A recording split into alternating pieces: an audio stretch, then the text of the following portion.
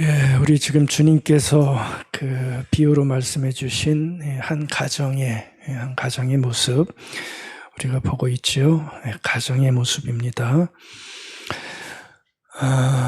조용했던 가정이었던 것 같습니다. 남부름치 않게 그렇게 지냈던 가정이었던 것 같은데 그 가정에 평지풍파가 어느 날 일어나기 시작하지요.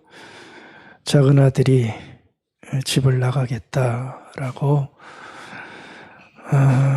고집을 부리고 또 말 잘 듣던 큰아들은 억누르고 있던 번색을 아버지를 향해 드러내는 그 모습을 우리가 봤습니다. 큰아들이 대들지요. 그렇게 고분고분하던 아들이었는데 아주 뜻밖의 대듭니다. 섭섭하다. 이럴 수가 있느냐고 대드는 모습을 우리가 봤습니다. 내가 애들한테 잘못한 게 맞나. 그 아들들을 대하면서 아마 아비 마음에 생사를 베어내듯 큰 아픔이 아마 아려왔을 것도 같습니다. 이 아버지 어떻게 하면 좋을까요? 어떻게 하면 좋을까요? 허로 자식들 그러면서 폭발할 수도 있었지만 우리가 지난주에 본 것처럼 이 아버지는 아들과 같이 아들들처럼 폭발하지를 않았습니다. 폭발하지 않고 아들들의 아픔 또 상처난 마음 그것들을 연민 가득한 마음으로 아버지가 고스란히 다 받아내고 있는 것을 우리가 알 수 있었습니다. 오늘 우리가 살펴볼 아버지의 모습입니다. 동생 받고요. 형 받고 아버지도 봐야 되겠지요. 다음 주 한 번 더 하고 마치겠습니다. 아버지를 오늘 좀 같이 보도록 이렇게 하겠습니다. 여러분들은 한 2주 동안 아버지를 대했을 텐데 그 아버지의 모습에서 뭔가 좀 보이시는 게 있었는지 모르겠습니다. 그것을 좀 다 봤으면 좋겠고요. 어떤 모습을 여러분들은 좀 보셨어요? 우리가 지난번에 봤던 아버지의 모습은 부드러움이란 단어 기억하세요? 부드러운 모습 봤고 지난주는 너그러운 아버지의 모습을 봤는데 조금만 더 파고 들어가면 바로 그런 마음을 가지게 만든 아비의 모습을 우리가 또 한 번 만날 수가 있습니다. 다른 게 아니고요. 아버지 마음속에 깊이 숨겨져 있는 긍휼, 자비의 모습 저는 그것을 이 아비의 모습에서 볼 수가 있었습니다. 바로 그 긍휼에서 부드러움이 나온 것 같고요. 그 긍휼에서 너그러움까지 아마 나오게 되지 않았을까 그렇게 생각하는 거죠. 상함과 상처 많은 자녀들을 향한 아버지의 긍휼과 자비가 그 모든 것들을 해결해내는 하나의 큰 힘으로 이 가정에서 보여지고 있는 것입니다. 그래서 오늘 말씀 제목처럼 아버지는 이 상처난 아들들에게 아낌없는 긍휼을 보여주십니다. 아니 베풀어 주십니다. 이 단어 좀 우리 한번 기억했으면 좋겠어요. 아낌없는 긍휼 가지면 좋겠고요. 또 많이 보여주시면 좋을 것 같습니다. 작은 아들은 아낌없이 가진 돈 다 써버렸죠. 그렇죠? 아낌없이 돈 다 써버렸습니다. 이거 가져 여자들한테도 주고 아낌없이 다 써버렸어요. 큰아들은 아낌없이 성질 냅니다. 그렇죠? 그대로 다 내버립니다. 근데 아버지는 똑같은 아낌없음인데 아낌없이 가진 사랑 다 쏟아 상처난 아들들과 함께 하고 있는 것을 우리는 이 비유에서 볼 수가 있습니다. 저는 이 돌아온 아들을 반기는 장면이 성경에 나오는데 언제 봐도 좋고 흐뭇합니다. 얼마나 멋있어요. 저 멀리서 집 나갔던 기다리던 아들이 돌아옵니다. 거리가 멀리 떨어졌지만 어떻게 알았는지 아버지가 치근한 마음을 품고 달려오기 시작합니다. 목을 안습니다. 입을 맞춥니다. 20절에 그 장면이 나오지요. 아버지의 체면 하나도 없는 것 같아요. 가부장적 사회인데 아마 맨발로 나왔을 것 같기도 하고요. 막 뛰쳐나와서 그 아들 뭐 반길 게 있다고 그렇게 마음 다해서 환영해 줍니까? 언제 봐도 참 좋고 흐뭇합니다. 여러분들도 그러실 수 있으시겠죠? 이게 우리가 가져야 될 모습인 것 같아요. 아버지는 하나님이라고 그랬는데 이게 우리 아버지의 사랑이죠. 그렇죠? 아무리 못난 자식 돌아와도 거절하지 않고 그런 마음을 우리 다 받아주신 겁니다. 아멘. 우린 뭐 잘난 게 뭐가 있어요.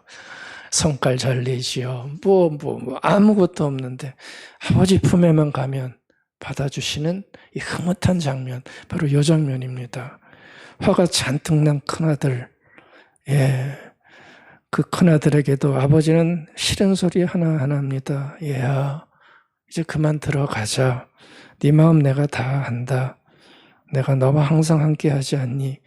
내 것은 다 내 것이다. 그러면서 아버지가 자비의 마음을 보여주십니다. 이게 바로 긍휼입니다. 긍휼. 한글 사전에 보면 불쌍히 여겨 돌봐주는 것, 측은한 것, 이것을 긍휼이라 그랬는데 성경적인 의미에서 긍휼은 그거보다 조금 더 깊습니다. 영어 성경이 이걸 굉장히 잘 표현해 주고 있죠. 영어 성경에서 긍휼을 보면 compassion이라는 단어를 씁니다. com이 함께하고 passion이 고통이잖아요. 긍휼이 뭐냐 하면 고통받는 자, 마음이 상한 자와 with 함께하는 거, 그게 긍휼이래요. 얼마나 귀한 마음입니까? 마음이 상한 자, 아픈 자, 힘든 자들과 함께 걸어 나가는 그 모습이 긍휼이더라. 이렇게 긍휼을 정의를 해주고 있습니다. 그러니까 저게 얼마나 귀한 마음인가요? 저는 그 긍휼이라는 단어 살펴볼 때마다 주눅도 들지만 저 마음이 얼마나 귀한 마음인가. 바로 아비의 마음에서 보여주는 바로 그 마음입니다. 바로 그 마음이 있었기에 부드러웠던 거고요. 긍휼의 마음이 있었기에 너그러울 수 있었던 것이요. 긍휼의 마음이 없으면 아마 이렇게 못했을 겁니다. 함께 해야 되겠구나. 우리 아들들이 아프구나 하는 그 마음이 긍휼의 마음입니다.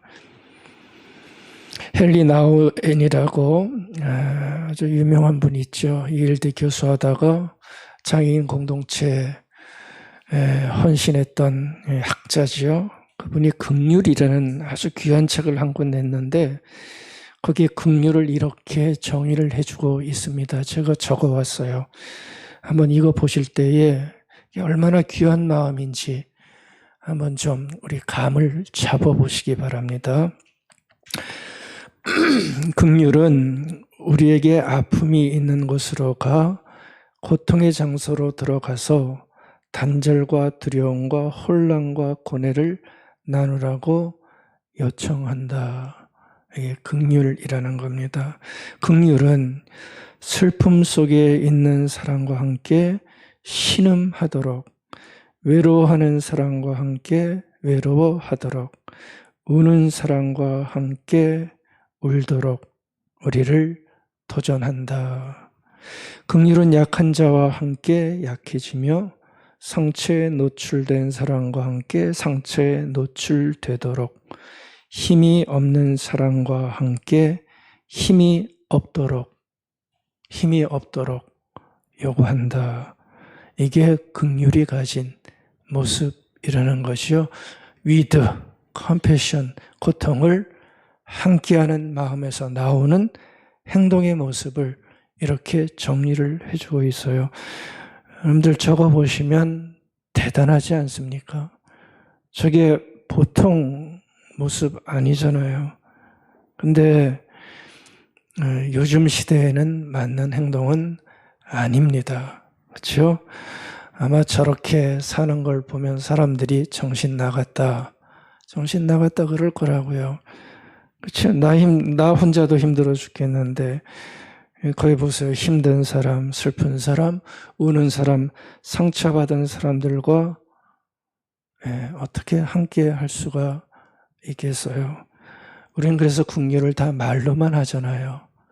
동정의 마음만 가지고 있잖아요. 근데 그건 긍휼이 아니라고 보는 거예요. 진짜 긍휼은 어떤 거 볼 때 불쌍하다, 측은히 여긴다, 그걸로 끝나는 게 아니라 들어가는 거. 그렇죠? 들어가는 거. 진짜 해보는 거. 그거를 이분은 긍휼이다라고 얘기를 했는데, 요즘 세상에 이게 가당키나 한 얘기이겠는가 하기도 힘들고요. 그렇게 할 힘도 없고 마음도 없는 게 솔직한 우리네 형편이지요. 그렇죠? 그래서 교회는 좀 달라야 되는데 잘 모르겠습니다. 긍휼이 그렇게 크게 다가오지 않습니다. 그런데요, 그럼에도 긍휼은 정말 필요합니다. 긍휼은 정말 필요합니다. 만약에 긍휼이 없다, 참 큰일 납니다. 조그만 긍휼이라도 있어야 우리의 가정도 아름다워지고 교회, 사회도 풍성해질 수 있는 거예요. 긍휼이 없으면 정글밖에 더 되겠어요. 긍휼이 사라지는 순간 지옥문이 활짝 기억하십시오. 긍휼이 사라지는 순간 지옥문이 활짝 열려요. 틀림없는 사실입니다. 긍휼은 무시할 수가 없는 것 같아요. 제가 이번 주에 소설 한 권을 읽었습니다. 가족 얘기를 다룬 소설인데 참 슬펐어요. 참 많이 아팠어요. 제목만 봐도 그거 아실 텐데 제목이 이렇더라고요. 가장 질긴 족쇄, 가장 지긋지긋한 족속, 가족이다. 그런 제목을 가졌어요. 가장 질긴 족쇄, 가장 지긋지긋한 족속, 우리의 가정이다. 그 얘기를 다룬 소설이었습니다. 이게 어머니가 뇌경색으로 쓰러지세요. 뇌경색으로 쓰러지는데 간병하는 사람이 있어야 되잖아요. 그래서 이제 간병의 상황이 가족들 안에 벌어지는데 사형제가 있었습니다. 딸이 둘이 있고 아들이 둘이 있었는데 그 간병하는 상황에서 형제들 간에 일어나는 반목과 불화, 그것을 그리고 있는 그런 소설입니다. 근데 결말이 너무 아파요. 결말이 너무 아파요. 이 사형제 중에서 이혼한 둘째 딸 이름이 김은희입니다. 김은희가 어머니와 아버지를 모시게 됩니다. 그냥 그 기분에 모셨는데 만만치 않다는 것을 하루 이틀 지나면서 깨닫는 거예요. 3년의 세월이 흘러가는데 하루하루 지쳐가는 거예요. 우리는 그렇게 안 돼야 되겠는데 소설에 보면 어머니와 아버지가 나이 들어가면서 막 괴팍스러워져 가는 거예요. 아주 의젓하고 멋있는 직종에 종사하던 아버지 어머니였는데 나이 들어가면서 막 괴팍해지는 거예요. 그러면서 막 힘들어하는 모습이 거기 나옵니다. 그리고 자기한테 맡겨둔 무심한 형제에 대한 서운함과 원망이 계속 깊어지는 거예요. 그냥 형식적으로 와서 잠깐 들여다보고 가고 그런 거 다 아시죠? 그냥 그러니까 그게 또 마음의 짐이 되는 거예요. 거기 둘째 딸의 말을 제가 하나 적어봤어요. 한번 들어보세요.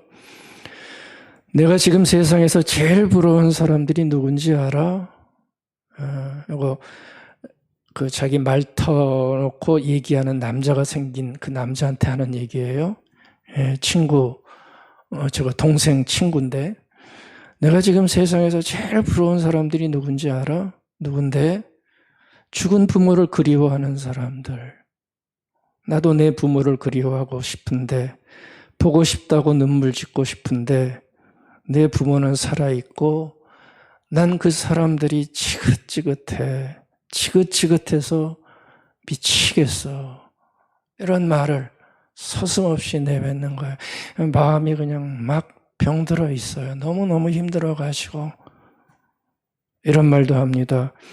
살아계실 때 효도해라. 그런 말 하는 사람들은 죄다. 효도라고는 눈곱만큼도 안 해본 사람들이야. 해봤으면 그게 얼마나 징글징글한 건지, 기약 없는 지옥인지 아니까 효도하라 말 못하지. 그래서 세상에는 효도하는 사람들보다 후회하는 사람들이 더 많은 거야. 왜냐하면 그게 효도보다 훨씬 더 쉽고 짧으니까. 나도 빨리 좀 그래봤으면 좋겠다. 뭐 했으면 좋겠다는 거야? 후회해봤으면 좋겠다. 효도가 아니라 나도 빨리 후회해봤으면 좋겠다. 눈물 질질 흘리면서 돌아가시기 전에 효도할 걸. 그렇게 후회하는 날이 제발 하루라도 빨리 왔으면 좋겠다. 이런 독백을 이 딸이 얼마나 힘들었으면 이런 얘기를 했겠습니까? 이 작가는 작가의 말에서 이런 얘기를 해줍니다. 지금 우리가 처한 현실을 대신 말해주고 싶어서 자기는 이 소설을 썼다. 무슨 얘기입니까? 대신 말해줄 만큼 이와 같은 상황이 보편화되어 있다는 것을 알고 있는 거예요. 그래서 뭔가 좀 대신 말해주고 싶어서 썼다.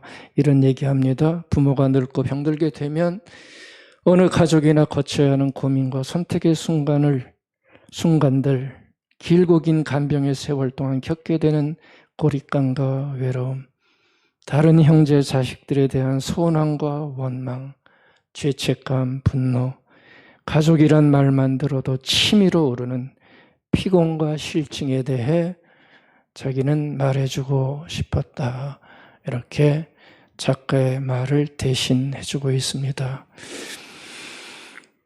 물론 모든 가정이 이렇지는 않을 겁니다. 잘하는 가정도 많고 부모의 마지막을 아름답게 보내주는 이들도 참 많지만, 그럼에도 소설에서 보여주는 그 광경은 절대 무시할 수 없는 우리들의 현재의 얘기라는 것도 우리는 받을 수밖에 없습니다.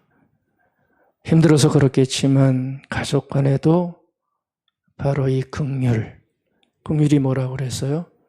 고통을 함께하는 거. 이 긍휼인데 가장 필요한 긍휼의 대상들이 약해질 때가 참 많은 것을 우리가 보게 되는 거예요. 아니, 그렇게 우리가 돼버렸고 돼가고 있잖아요. 이 작가는 그게 너무나 아팠던 것 같아요. 수많은 이유로, 제가 이유를 다 댈 수 없어요. 정말 많은 이유로 우리는 바싹 말라버린 우물처럼, 꺼져가는 촛불처럼 이 아름다운 긍휼의 모습이, 자비의 모습이 정말 아슬아슬하게 남아있고요. 이 긍휼이 다 소진되어 가고 있는 그와 같은 삶을 많이들 살아가고 있습니다. 그래서 여러분들, 긍휼이 힘들지만 만약에 긍휼이 위기를 맞는다면 이 긍휼은 삶의 위기가 되는 거고요. 그것이 바로 신앙인들에게는 신앙의 위기도 되는 거나 마찬가지입니다. 그러니까 어떻게 해야 되겠어요? 살려내야 되고요. 불씨를 살려내야 돼요. 무슨 불씨요? 긍휼의 불씨를.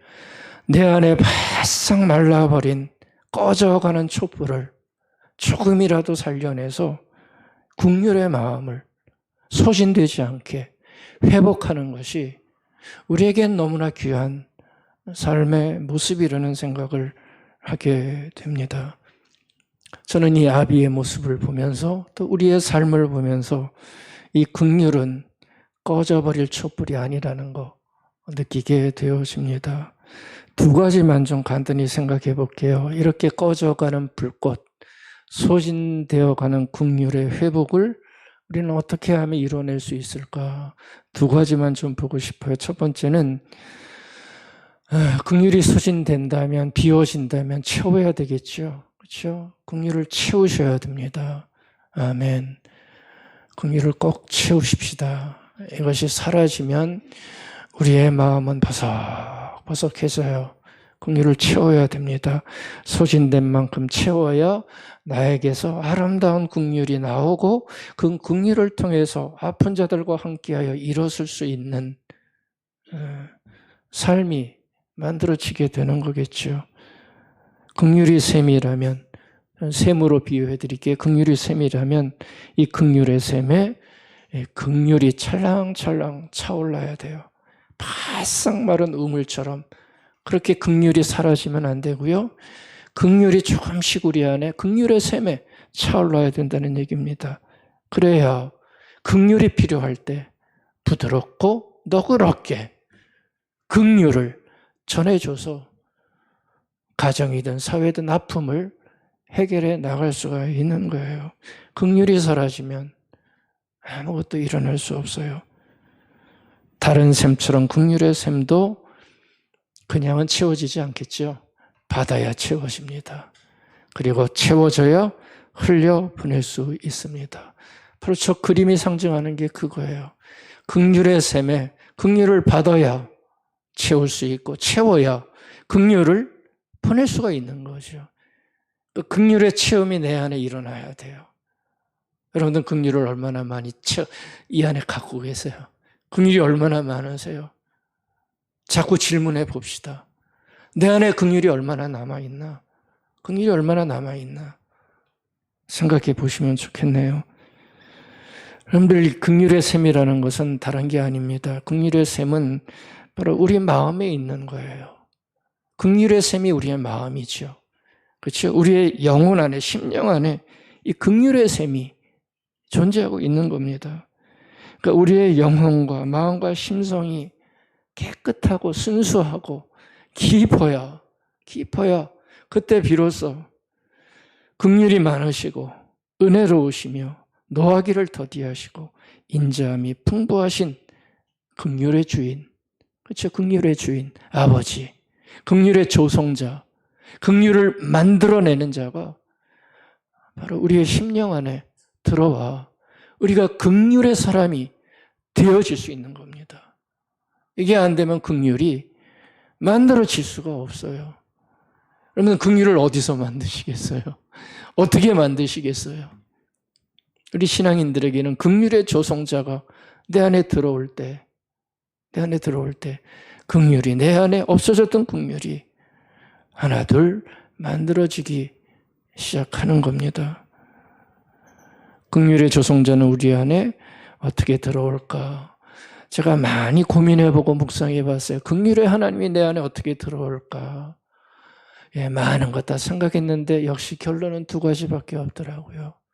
우리가 긍휼의 사람이 되기 위해서는 말씀과 기도를 통해 하나님은 그걸 수단으로 우리에게 긍휼의 마음을 주신다는 거, 말씀과 기도를 통해 긍휼의 마음을 주신다는 거, 여러분들 우리 꼭 한 번 더 기억하십시다. 묵상하십시다. 그래서 이 두 가지가 없으면 긍휼의 힘이 약할 수밖에 없고요. 순간적이 될 수밖에 없어요. 그러면 긍휼이 굉장히 많이 약해질 수밖에 없어요.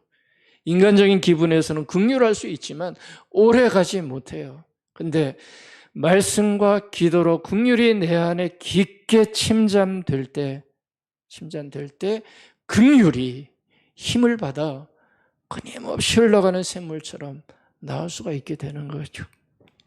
여러분들 말씀과 기도는 우리 긍휼의 샘을 시원하게 시원하고 풍성하게 채우는 최고의 수단입니다.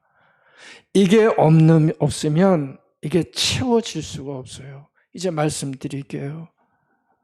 여러분들, 말씀은 우리에게 하나님의 시각을 줘서 우리를 긍휼하게 만들어요. 기도는 우리에게 하나님의 지혜를 줘서 우리로 하여금 긍휼한 삶을 살게 만들어요.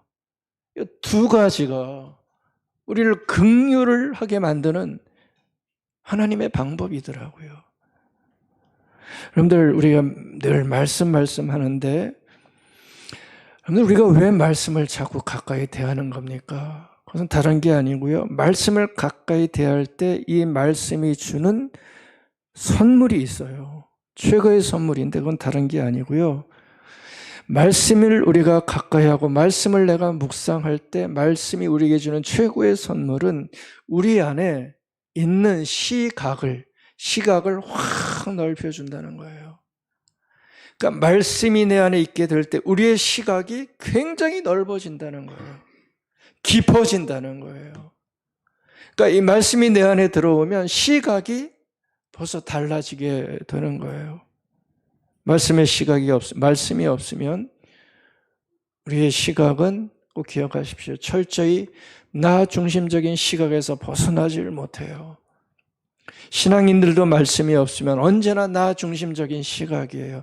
내 관점에서만 모든 걸 바라보고 판단하고 행동하는 것에 머물러요.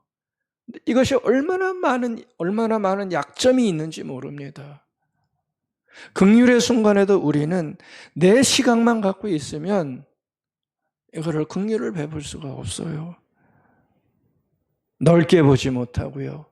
깊게 보지 못하고요. 길게 보지 못해요. 말씀이 없으면. 내 중심적 시각이기 때문에 그런 거죠. 근데 말씀이 묵상되고 우리가 말씀의 은혜 앞에 서게 되면 우리의 시각이 넓어져요. 그리고 높아져요. 저 하늘에서 내려다봐요. 우리 조감도라고 그러죠. 새들이 하늘에서 내려다보잖아요. 조감하잖아요.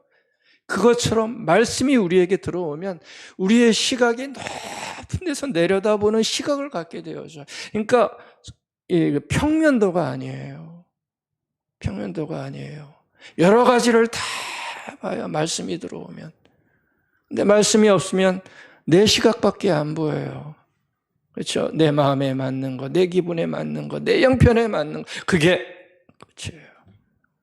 말씀이 들어오면, 말씀이 늘 묵상되어지면 조금이라도 하늘의 시각에서 내 삶을 바라보게 만들고 그것이 어떤 인생의 길을 가게 할지를 조감하면서 바라볼 수 있는 힘을 갖게 되는 거예요.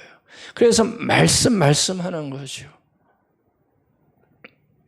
보지 못했던 것들이 보이겠죠. 높은 데서 보이니 보지 못했던 것들이 보이고 하나님의 시각에서 자신을 보니 자신의 무지와 죄성과 교만과 우월감이 끊임없이 보이기 시작한다고요. 내가 옳은 것이 아니라 나에게 틀린 것이 있다는 것을 뼈저리게 느끼면서 자신의 삶을 돌아보며 바꾸기 시작하는 거죠. 바로 여기서 긍휼이 시작되어지는 지점이 나타나는 겁니다. 하나님의 말씀이 묵상될 때 하나님의 시각을 가지고 삶을 바라볼 때 하나님의 마음, 긍휼의 마음을 알아 이런 것들을 헤쳐나가게 되어지는 마음을 갖게 되는 거예요. 그러니까 여러분들, 우리가 긍휼의 삶을 살기 원한다면 아버지의 마음을 조금이라도 내 마음속에 이렇게 품을 때 우리는 넉넉해질 수 있고 부드러워질 수 있어요. 나의 행동 하나가 어떤 결과를 나타낼지를 아는, 조감하면서 나의 삶을 볼 수가 있는 거죠. 그래서 말씀이 굉장히 중요합니다. 긍휼의 삶을 살기 위해서는. 왜냐하면 그 말씀 속에 하나님의 끊임없는 사랑의 마음이 보이거든요. 탕자의 비유에서도 우리에게 하나님의 사랑을 가르쳐 주잖아요. 그 마음으로 가도록 우리를 도전하는 게 말씀이에요. 그러니까 이 말씀이 없으면 긍휼을 한다 해도 실천 없는 긍휼밖에 안 남아요. 하나님의 말씀이 우리에게 긍휼의 마음을 시작하게 하는 출발점을 우리에게 주는 겁니다. 기도가 주는 것은 다른 것 아닙니다. 기도가 주는 것은 우리에게 삶을 살아갈 지혜를 줘요. 이렇게 하는 게 맞구나. 지혜라는 게 뭐예요? 판단하는 거, 나의 행동을 살펴보는 거, 그게 지혜잖아요. 그 지혜를 우리에게 주는 게 기도라고요. 야고보서 1장 5절입니다.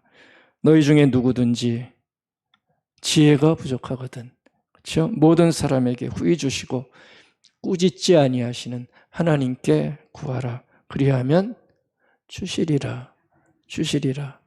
지혜를 구하라 얘기를 합니다. 그러니까 지혜가 있으면 내 삶을 바라볼 수 있는 안목이 생기는 거예요. 이게 좋은지 나쁜지 그런지 틀린지 그 안목이 지혜에서 만들어져요. 근데 그 지혜는 내 마음이 충만해야 만들어져요.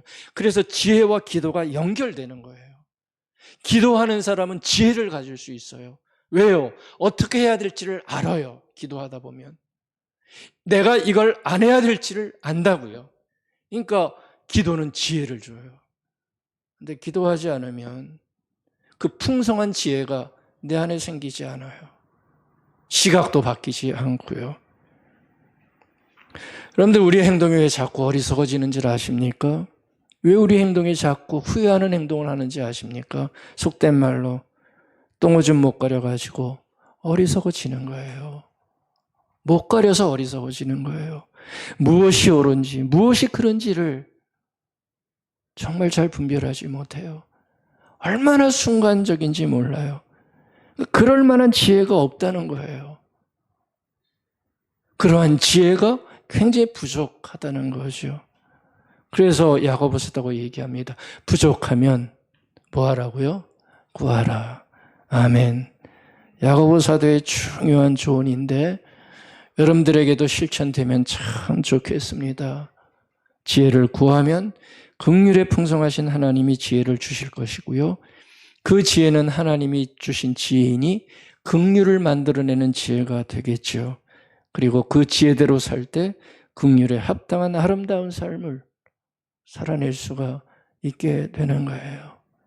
함께 가는 삶을 만들어낼 수 있는 거죠. 우린 자꾸 긍휼을 상황이 좋으면 하는 어떤 모습으로 이해할 때가 참 많습니다. 그런데 긍휼은 상황이 좋다고, 형편이 좋다고, 여건이 좋아서 생기는, 만들어지는, 행하는 그런 행동이 아니에요. 여러분들이 여건이 좋으면 긍휼할 것 같으세요? 예, 잠깐 그럴 것 같지만 아니에요. 환경 좋은 사람이 얼마나 많아요? 그렇죠? 여건 좋은 사람이 얼마나 많아요? 근데 그 사람들이 긍휼하던가요? 아니잖아요. 더 뭐만 알아요? 움츠려들어요. 자기밖에 몰라요. 함께 서퍼링하는, 고통을 나누는 것은 꿈에도 생각하지 못해요. 그게 세상이에요. 어쩔 수 없어요.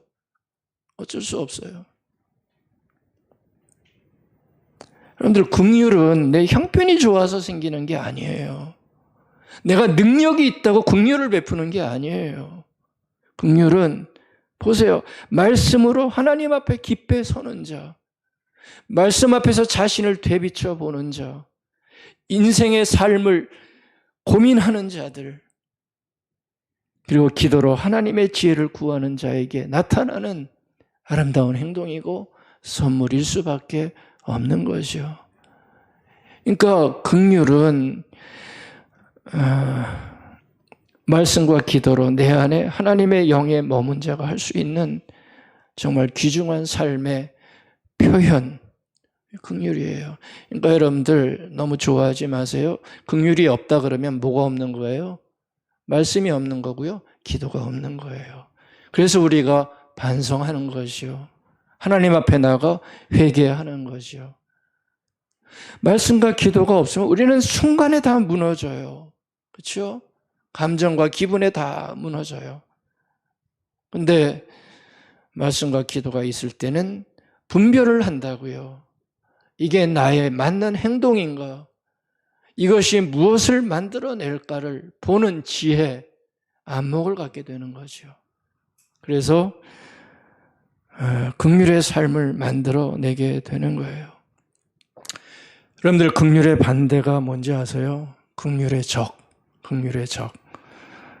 제가 동그라미 쳐놨죠? 긍휼의 적이 뭐겠어요? 쌀쌀맞음이겠죠. 그렇죠? 쌀쌀맞음. 옆에만 가면 찬바람이 쑥쑥 불어요. 그런 사람이 있나요? 없나요? 있어요? 없어요? 있어요. 없지 않아요. 쌀쌀 맞아요. 말 한 번 잘못 붙였다가는 바가지로 얻어맞아요. 쌀쌀 맞아요. 긍휼은 없어요. 뭐든지 거부해요. 정죄하고 무관심하고 무정해요. 이게 긍휼의 적입니다. 옆에 오지 못하도록 하십시다. 이런 게 생긴다면 정말 아찔할 것 같아요. 아찔해요. 그러니까 여러분들 긍휼은 이런 말씀과 기도로 자꾸 우리의 마음에 채워나가십시다. 그럴 때 정말 아름다운 삶을 만들어냅니다. 두 번째, 긍휼의 회복을 위해 필요한 것은 서두르지는 말자는 겁니다. 서두르지는 말자. 좀 천천히 그러나 끊임없이 긍휼을 베풀어 가자는 것입니다. 왜냐하면 긍휼은 섣부르게 서두르는 것보다 걸어가듯 천천히 하나하나 만들어가는 게 사실은 현실적입니다. 긍휼합시다 한다고 긍휼이 하루아침에 이루어지면 얼마나 좋겠어요? 근데 안 그래요. 그렇죠? 긍휼은 참 오래가는 삶의 성품이고 덕입니다. 그러니까 천천히 가더라도 하나하나 꾸준히 밟아 나가는 그 천천히가 굉장히 긍휼의 삶에는 중요하다는 거예요. 그러니까 내공을 쌓아야 돼요. 우리 삶에 내공이 있어야 돼요. 실력이에요, 실력. 이게 진짜 실력이에요.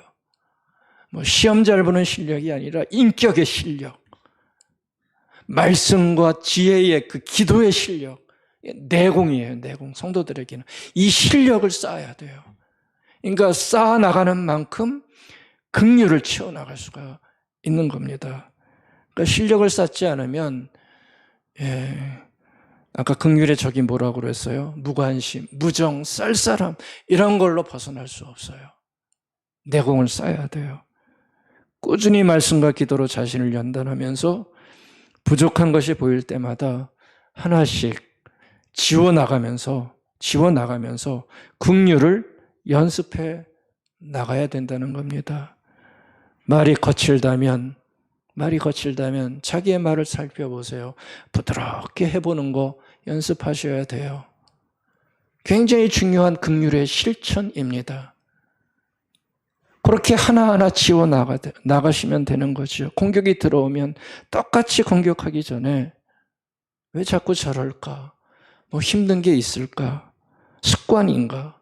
좀 속으로 물어보면서 이해하고 공감하면서 그것을 대해보려고 애쓰면 함께 할 수 있는 길이 오늘도 열리게 되는 것 아니겠습니까?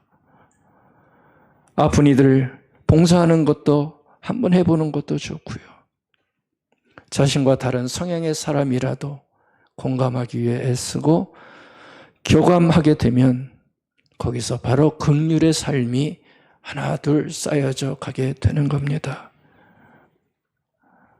한국 사회는 긍휼이 정말 필요한 사회인 것 같아요. 단정지어서 죄송하지만 참 긍휼이 부족하고요. 긍휼이 점점 더 안 보이는 것 같습니다. 아까 가족에서도 봤잖아요. 가족마다 이런 아픔이 얼마나 많은지 몰라요. 긍휼이 굉장히 아슬아슬합니다. 여러분들 오늘 비유에서 보면 이 큰아들 있잖아요. 이 큰아들은 바리새인과 서기관들을 상징하는 비유입니다. 15장 2절에 보면 이 비유가 바리새인과 서기관들에게 들려준 비유라는 것을 우리는 알 수 있어요. 그러니까 그 사람들 때문에 지금 이 비유가 들려지는 바로 그 모습이죠. 그러니까 이 사람들이 주님이 세리와 죄인들, 정말 형편없는 사람들이에요. 근데 그 사람들과 어울리는 거 보면서 비난을 하는 거예요. 아니, 그 사람들과 왜 어울리냐고. 그렇죠? 자기들은 어울리지 않는데 죄인들이라고, 형편없는 사람들이라고, 함께 하지 말라고 막 그렇게 비난하는 거예요. 그러니까 이 큰아들처럼 긍휼이 없는 거예요. 자기의에 충만한 사람들인 거죠. 근데 주님은 이 사람들을 앞에 대놓고 비난하지 않죠. 대신 바로 이 비유를 말씀해 주시면서 스스로 깨닫기를 원하시는 거예요. 그러면서 세 가지 비유 얘기해 주시죠. 잃은 양의 비유, 잃은 동전 하나의 비유, 그리고 탕자의 비유를 말씀해 주시는 거예요. 한결같이 보면 얼마나 가치 없는 것들입니까? 약한 것들이지만 그것을 찾기 위해 애쓰는 그 마음을 말씀해 주시는 거죠. 이 사람들이 이 말을 알아들었을까요? 저는 못 알아들었을 것 같아요. 그렇다면 십자가에 주님을 못 박지 않았겠죠. 주님은 우리를 향해서도 똑같은 비유를 지금도 주십니다. 어떤 비유입니까? 자기의에 빠지지 말아라. 자기의에 빠지지 말아라. 자기 사고에 갇히지 말아라. 이걸 우리에게 주시는 거예요. 왜냐하면 자기의에 빠지는 순간 긍휼은 다 사라집니다. 자비는 할 수 없어요. 그냥 자기 안에 꽉 차 있어요. 그렇죠? 잘 쓰는 말로 자기 경험, 자기 환경, 거기서 한 말도 벗어나지 못해요. 그거 아니면 뭐라고 그래요? 우리는 이해 못하니까 비난하죠. 비난하죠. 비난과 비난만이 난무하게 되는 거예요. 동물의 세계처럼 거칠어지기 시작하는 겁니다. 긍휼이 없는 사회는 그렇게 돼 있습니다. 우리가 성육신의 하나님을 받아들이는 교회와 그리스도인들이라면 이 긍휼의 삶을 다른 어떤 이들보다도 먼저 살아내야 됩니다. 아픔을 함께하는 삶의 모습, 성육신하신 하나님을 믿는 자들이기에 긍휼의 삶이 없어서는 안 된다는 거죠. 여러분들, 성육신이 바로 긍휼이에요. 그러니까 긍휼은 우리 복음의 핵심적인 사고입니다. 성육신이 뭐죠? 하나님이 인간의 몸을 입고 고통 많은 세상에 우리와 함께 하기 위해 오신 사건이 성육신 아닙니까? 고통 중에 함께 하기 위해 오신 사건. 그게 긍휼입니다. 그게 긍휼입니다. 긍휼 없는 거친 세상에 긍휼을 가지시고 오셨기에 우리는 그 긍휼을 받아서 긍휼의 삶을 살아가는 것이 우리의 순리고 우리에게 맞는 모습이라는 거죠. 그러니까 그리스도인들이 긍휼이 없다는 것은 아무것도 없는 거나 마찬가지예요. 그래서 우리는 긍휼이라는 단어 앞에 자신을 잘 살펴봐야 됩니다. 내 성격대로만 사는 게 아닌가? 내가 좋아하는 대로만 삶을 살아낸 것이 아닌가? 라는 것을 바라보면서 타자와 함께하는 이 긍휼의 삶이 우리에게 얼마나 필요한지를 다시 한번 깨달았으면 좋겠습니다. 긍휼의 풍성함으로 지긋지긋한 모든 일들을 이겨내는 은총이 오늘 아침 우리 모두에게 있기를 축복하고 축원드리겠습니다. 아멘.